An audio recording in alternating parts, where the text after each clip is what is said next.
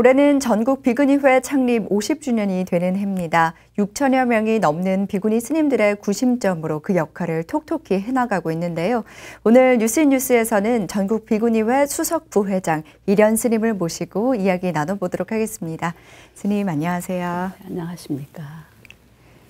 네, 전국 비구니회가 창립된 지 50년이 됐습니다. 네. 처음 시작은 전국 비구니회가 아니라 우담바라회였다고 들었는데요. 그 창립 과정은 어떻습니까? 네, 우담바라회 창립은 1968년 2월에 그 당시 비구니 중진 스님이셨던, 지금은 다 열반하고 안 계시고 또 살아계신 분도 한 두 분 계시지만 그 당시에는 그 중진 스님이셨던 진관사 진관스님, 또 승가사의 상륜스님, 또 정각사 광우스님, 또 운문사 해주 명성스님, 또 복령사 학장이셨던 묘엄스님, 그리고 마포 석불사의 법은스님, 또 보문종의 종정이셨던 송은영 스님, 그런 분들이 뜻을 모아서 비구니 스님들이 미래 사회에 정말 그 도덕을 넓히고 또 신의를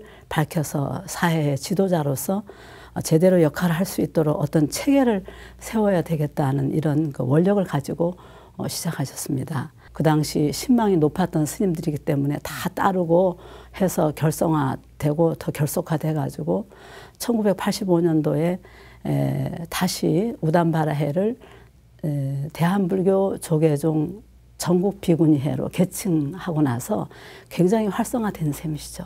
예. 네, 전국 비구니회가 50년 동안 많은 일을 해왔는데요. 그중에서 가장 큰 성과를 뽑으라면 어떤 것을 뽑고 싶습니까?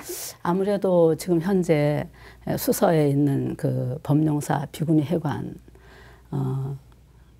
어마어마한 그 재량을 들여서 건립한 그 회관을 이제 첫 번째로 꼽고 싶고요. 그 다음에 두 번째는 서울시로부터 그 위탁받아가지고 운영하는 목동 청소년 회관, 그리고 이제 다음에는 이 11대 그 육문스님 회장이 들어오셔가지고 해인사 자비원을 그 위탁해서 운영하는 거와, 그 다음에 광명 노인 요양원을 이제 운영하는 거, 그 다음에 또 동국대학교 일산 병원과 MOU를 맺어가지고 서로 의료를 지원하는 것, 또 백천재단에서 얼마 되진 않지만은 그래도 지원할 수 있는 그 보시가 또 들어오는 그런 등등의 인연을 맺은 것들이 작은 인연은 아니죠. 네, 오는 28일에 50주년을 기념해서 기념법회와 함께 다양한 행사를 준비하고 있다고 들었는데요. 네. 어떤 행사인지 간략하게 소개 좀 부탁드립니다. 네, 오전에는 이제 법요식이 중요하고요. 그 다음에 또 법요식 전에 영산제를 하게 되는데, 영산제는 아무래도 우리나라 이제 전통 행사를 하게 되면 영산제를 해야 되지 않냐, 그런 의미에서 영산제를 하고 나서 법요식을 통해서 그동안에 50년에 그 있었던 일을 요약해서 다큐멘터리로 이제 그 상영을 하게 됩니다. 그리고 오후에는 점심 공양 후에는 이제 문화 행사를 통해서 무슨 그 뮤지컬도 하고 또 그 샤카디타 그 합창단들이 와서 이제 음악 공양도 하고 하는데, 그 문화 행사 가운데 사찰 음식과 또 다도 문화 이런 것들을 알려주고, 또 이와 같은 그 문화 행사를 하는 것을 널리 사부대중에게 알리고 또 주변 주민들과 또 신도분들에게 알려주는 그런 그 특별한 행사를 하고 할 계획입니다. 네, 이번 행사를 위해서 많은 준비를 해오신 거로 알고 있는데요. 가장 중점을 두고 있는 점은 어떤 것인가요? 가장 중점을 둔 거는 사실은 문화 행사인데요. 그 문화 행사와 더불어서 그 문화 행사를 스님들이 주최하는 것보다도 이제 사부대중이 함께 하는 등, 그리고 또 거기에는 그 어린이들, 또 비구니 스님, 또 그 다른 그 일반 신도 모두 합쳐가지고 하게 되고, 또 이제 그 선제 스님을 통해서 그 사찰 음식을 교육하는 분들의 전시라든가 이런 걸 통해서 또 이제 많은 사람들이 사찰 음식에 대한 어떤 인식을 다시 이제 발전된 모습을 보게 되고, 또 그 전국 그 지회에서 준비한 뭐 프리마켓이라는 것이 있는데, 그거는 아마도 이제 그 주변에 어려운 이웃들, 강남이라고 해도 다 부유한 건 아니거든요.